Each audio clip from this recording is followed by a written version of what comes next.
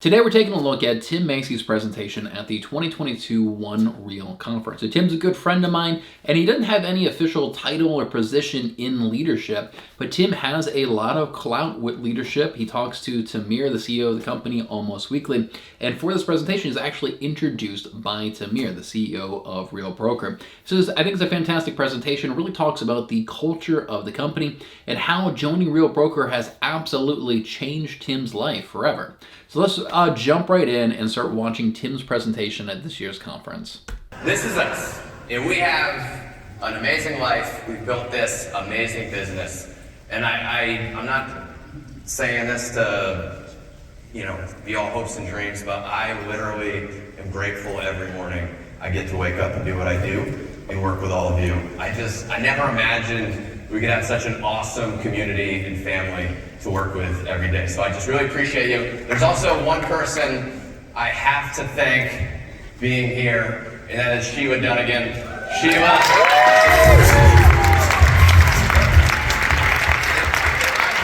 If I brought any value to you at this company, it would not have happened if it weren't for Sheila. Sheila was my broker when I was broke. All right, I had no idea what I was doing, and it was her coming over here that made me come over here as well. And in the last 2 years, we have built an amazing business. I don't even know what to say. I mean, it's just beyond anything I could have ever imagined, and I owe it all to this company and you. You guys are just amazing. The culture we have is just amazing, but that's not where it started. This is where it started. This is 2016, and these are the kind of houses I was selling. So I just got out of the military, I had just gotten my real estate license, and I had no friends, no family, still don't have any friends. I just went and sold all the houses that nobody else wanted to sell. Not even wanted to sell it, nobody wanted to walk into.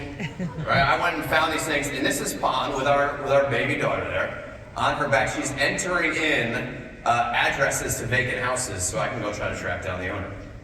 Anybody ever get their real estate license and have no idea what they were doing?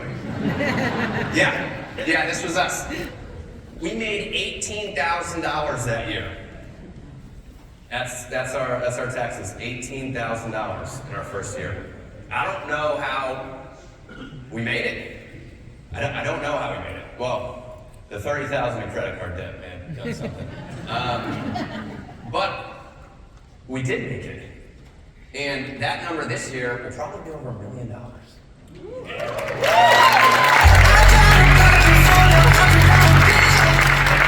me, it's crazy. And when I think about it, we worked hard, right? We did the hard work thing. We did the dedication thing. We did the grind and hustle and all that fun stuff. But when I really think back to it, when I really look at what was the thing that got me from there to here, it was this. It was you guys. It was Ray Ellen. Yeah, listen, if you're looking for a funny one, I'll take it out. It's on the top, straight middle, Jesse Peters, looking like, he was just mad that morning. Listen, he's speaking. So he's saying there that this year he's going to make over $1 million. Pretty much all of that, most of that is coming from revenue share. Now, Tim did have a successful real estate business, and he had a team with his wife, really successful real estate agents, but most of that $1 million is coming from revenue share. Out of the 7,000 agents here at Real Broker, about 2,000 of them have come in because of Tim, right? And so you can kind of do the math when it comes to revenue share on how that kind of plays out. But that's really where a lot of that income's coming from. And revenue share is absolutely a significant source of income for a lot of agents here at the company. Tomorrow morning, he is the happiest and most amazing, energetic speaker you're going to hear, and it's just hilarious. Yeah, it's just hilarious that I caught him like that. But look, it was you guys. The ideas, the support, the collaboration that I got from a connected community of abundant-minded agents, that's the only thing I can put my finger on that took us from there to here. It wasn't a coach, which I'm... And what it's showing clips here of is that at Real, there's several different weekly masterminds that go on over Zoom. So Tim has one every single Tuesday he puts together, and there's 40, 50, 60 agents all in this one Zoom call. And Tim kind of leads it. We have some topic that we're talking about, working buyers, sellers, shifting markets, social media, video, YouTube, whatever it is. And that's where these screenshots are coming from, is these large masterminds that will go on every single week. So Tim's got one on Tuesday, other agents have one on Monday, all about video and social media. There's other agents that have other ones. There's 4, 5, 6 weekly masterminds that anybody can hop in on and just kind of connect with other agents, which I absolutely love. That's one of the coolest things that we have here at Reels. Just that ability to connect with agents from all around the country and mastermind with them. A part of coaching, and it's great, and all that fun stuff. It wasn't Gary Vee, it wasn't anything else. It was the agents that were collaborating, sharing their ideas. And so that's great for me. It is great for you, because if you aren't taking advantage of this, I don't know what to tell you. You're missing out. If you're not buying in and showing up and getting value from all these other agents that are waiting to give it to you, you're crazy. But here's the deal, it's not just rainbows and butterflies and how you're gonna help your business and how it's gonna help everybody. It also puts us in a better position than anyone to change the industry. Who here thinks Tamir's got some pretty big goals? The question is, well, why can't somebody else do it? There's bigger companies, companies with more money, companies with more agents. Why are we unique? That's what I'm talking about. Maybe that's the answer at the end. But so, big box brokers, franchise model. I'm going to run through this super quick because I have not a lot of time.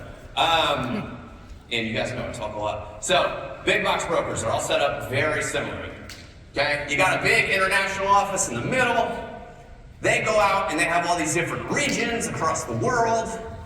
Those regions go sell franchises. Those franchises go open offices, and those offices go find agents to come join their office, and then those agents go out and they find clients. It may not look familiar, but it should feel familiar, because that's how most of the industry is laid out. Now, who knows who this guy is? Raise your hand. What do you got, right? Well, that's an easy, yeah. Set myself up for that. Who is it? He's the CEO of Zillow. And so, guys, start over. So I was at this event. I don't know how I snuck in. Tamir was speaking, and Rich Smart was also speaking. And it's interesting when you listen to CEOs and these big leaders. You listen to what they say. Listen to what he said. He said they love their agent partners. He said they're building a super app and they're pushing towards instant showings. That's what he said. But when you listen to this, you got to figure out, what's he saying? What he's saying is they love their agents. They did the iBuying thing. That went. They realized they don't want to deal with houses and people, like Tamir said. They want to get all of your clients into Zillow's world, right? Let's put them all in Zillow's experience. And then we'll make you the door openers. Correct. That's essentially what I took from what his, so just my opinion, okay? That's just what I heard. And what do you think your piece of the pie is going to be when they hit that goal? You think it's going to be bigger or smaller? Bigger. Right? And so that's why it's so important. So, like, what he's talking about here is Zillow would love it if they just didn't have real estate agents at all. Like, they would love it if they could just get rid of real estate agents altogether and literally just like pay somebody a flat fee just to go and unlock doors or something.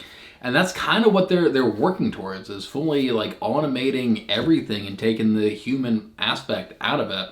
Obviously, like as agents, we don't like that. Our consumers actually don't like that either. There are already like some companies like that. The consumers don't like that either. It's really not the best thing for the agents or the consumers. But that is kind of what their goal is and what they're working towards. That we execute on this vision. Because if we don't do it, someone else will. But here's the thing on Zillow. They don't have to deal with this stuff on the left. They're one tech company going straight to the consumer. Do you see why that's more powerful than all the crap on the left?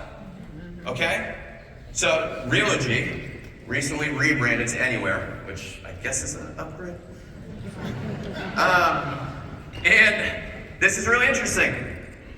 The rebrand is part of a strategy for consumers who are demanding a more seamless, integrated transaction. Wow, doesn't that sound familiar? And what I love about it, this is my favorite part on the bottom, it's not only a business and strategic transformation, but what? A culture change, because they understand that the culture matters just as much as the tech matters. Why is that? Because Anywhere is a conglomerate of all these brands. And this is why we're uniquely positioned. How do you think they're going to execute a cultural change over that many different companies, over that many different offices, over that many different franchises? If you're going to write anything down, I don't know if you guys are taking notes, but if you're going to take notes on one thing, this is what I would tell you to take note of. Fragmentation kills innovation. Fragmentation kills innovation. Every big disruptor in the world has come and wiped out fragmented industries. And what is the brokerage industry? It's pretty fragmented, right? This is like what Rematch looks like. You got Rematch. Yeah, I mean, that really makes me think of like the franchise model, you know. I mean, hey, it's a cliche, but Netflix and, you know, Blockbuster. Blockbuster was fragmented. It's all these individual owners of that company. One company has kind of wiped them out. And I think that also talks a lot about, at Real, we don't allow for people to build revenue downlines and have silos where they only provide training to, you know, the people that put them down as their sponsor. Because what creates is fragmentation, right? The network effect is a very real thing, and it's much better to have 7,000 agents all collaborating and training and masterminding together rather than having 50 agents here, 100 agents there, 200 agents here, and they're actually all competing with each other. And that's the business model of some other companies out there. And Real knows the power of the network effect, and all of our training and everything's open to everybody at the company. So yeah, fragmentation kills innovation. I think there's several different examples that I could come up with to show that. You got like an international office, some regions, some franchises, different offices. Those offices bring on agents. You got Keller Williams, they've got market centers, they've got different market centers in the same city, they bring on agents. You've got EXP with a bunch of different downlines. This downline's doing that, this downline's doing this. Then you've got Real, then you've got One Real. Do you see why culture matters? Our culture matters not just for us, because it does help us. When we all work together like this, it's a lot more fun. Let's start there. It's a lot more fun when we have this. But it's also more powerful for our business, but it also positions us in a better place to make an impact on the industry. Okay? But I don't really see it like this. It's kind of cool graphic, whatever, made it on Canva. I don't see it.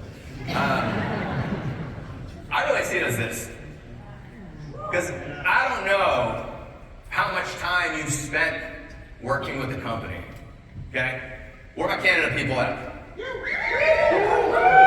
I'm sorry I didn't shout you out sooner, you know? Polite people in the room.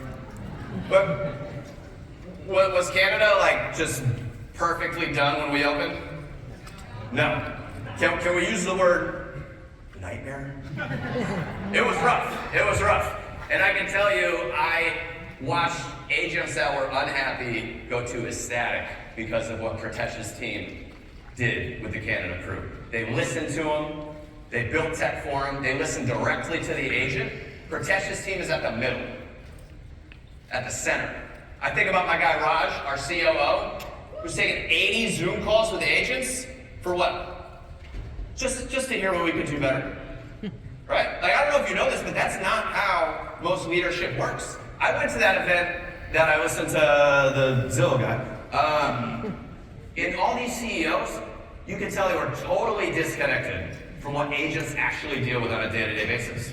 And the reason is because they're off trying to open more franchises. Yeah, to touch on that, like I got to meet Pratesh, the CFO, at the One Real conference. I got to meet Raj, the COO, at the One Real conference. I got to meet Tamir. I've met him before virtually, the CEO of the company. Tamir came up to me, and I recently had my girlfriend move in with me and her daughter and everything, and I posted that on Facebook. Like Tamir came up to me and was asking me questions like, hey, how's your girlfriend doing? How's everything going at home and everything? So like, Tamir, the CEO of the company, follows so many agents and is very involved in these one-on-one relationships, so like with the agents, and really listens to us. I've had multiple like conversations with Tamir, over text and everything like that. I've even had him on this channel. So yeah, I think that leadership does a really good job of interacting and communicating with the agents. It's not like they're in some golden tower somewhere and we're down here. Like they're in the trenches with us, talking, communicating, listening to our feedback. They're all trying to figure out how to. Our leadership is simply focused on how do they make your life better? How do they make your transaction better? And that's what's different. But the other thing on the network, I'm going to say this, I think a lot of you are missing out. Make some noise if come on, let's be honest. Make some noise if you drank the Kool-Aid. Anybody? I mean, come on. I can see you. My man Trey went out to the middle of West Texas with like 6 other dudes. Yeah. Guess what? They're not in each other's downlines. Right? A lot of you are just trying to find community in your own little thing, right? In your own little group that you're building. What I'm telling you, there's amazing people across this whole room, across this whole company that you should be connecting with. I think about Cam Walker. Where's Cam at? My girl Cam does a coffee, every 2 weeks? First Tuesday of the month, every month, Cam's over there doing coffee for real agents, just so they could come and get some community, just so they could come get some connection. Nobody cares who sponsors who.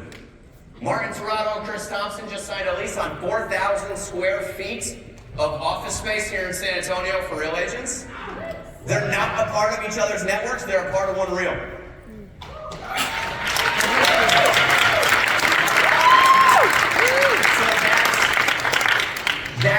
And that's what I was saying before. Like, you get to mastermind and collaborate and connect with everybody. You get training from everybody. It's not only the people in your little silo. The same issues with the franchise models as well. You're only masterminding with agents in your local market that are at your brokerage, right? You're only masterminding and getting training and education from them. In that type of situation where you're only getting training from your local brick and mortar brokerage, there's a financial disincentive for people to share their best information and best secrets and best strategies with you. Where at Real, you're masterminding with agents all across the country. We all own stock in the company, so there's a financial incentive for us to help everybody out. And I think that has a huge, huge impact on the culture of the company. Then also not just having these little silos of 100 agents here, 300 agents there, 500 agents here or there masterminding, but not talking to each other. Not having that also has a really positive impact on the culture of the company. Like, there's just so much more value, and that's the network effect, right? We have a network of 7,000 agents and growing that you can collaborate and mastermind with, rather than a network of a few hundred or people only in your local market. It does have a pretty big impact on the culture, I think. My message is that we're going to talk about a lot of tech that it sounds ambitious. I'll be with you, it sounds ambitious, but I do believe in this tech team to get it done because of what I've seen them do previously. But you have to. Like, if you're sitting here and you're not thinking about this, you have to be thinking, well, why wouldn't somebody else do it? And one of the most important things is every other company is so fragmented, everybody's doing their own thing, it's almost impossible to implement change. Okay? Who wants to grow? Right. You guys know I did the $1 million thing, right? Like, humble brag. Not really humble, I guess. I don't know. I'm confused. But we know that was mostly rev share. So if you want to grow, I'm telling you right now, too many people are trying to recruit people to me. I'm about to pass 2,000 agents in our organization here pretty soon, and I never sold me. I sell we. I think people should be joining this.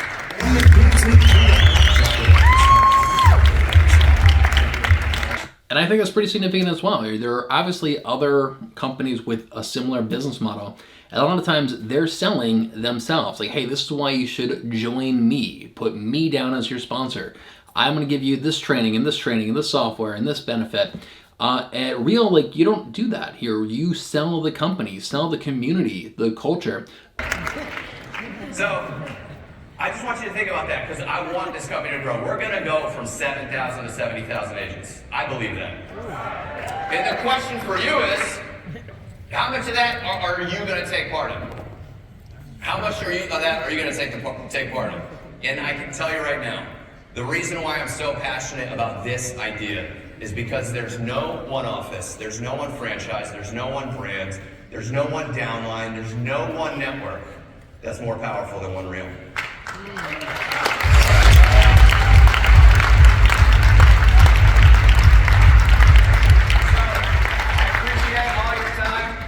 And I'm out.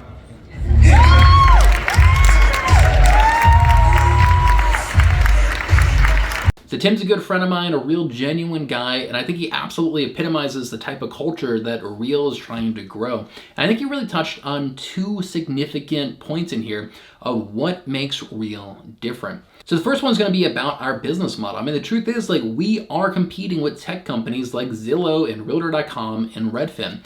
Their business model is that they have a tech company, go straight to consumers, and then they bring in the real estate agents to kind of facilitate the deals. But we're trying to compete with that using a traditional franchise model where we have a real estate company who hires regional managers who then goes out to sell franchise owners who then bring in the agents, and then we communicate with our clients.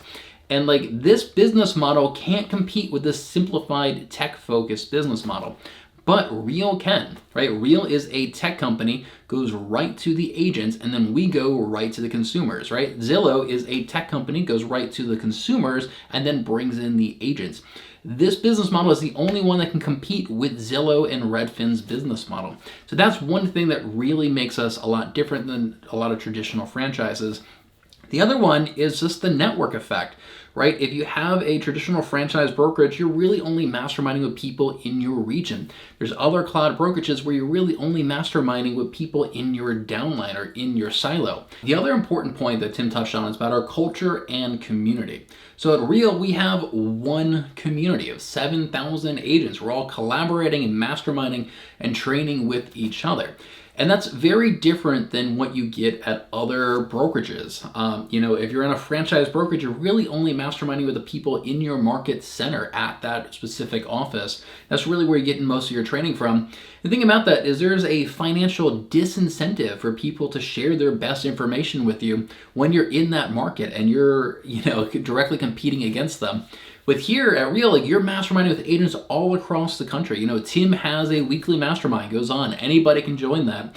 Katie Day has a weekly mastermind. Anybody can join that. Brad McCallan has excellent training. I have training up in the Real Academy, right? A lot of us do. And anybody can take that training. Anybody can mastermind with us.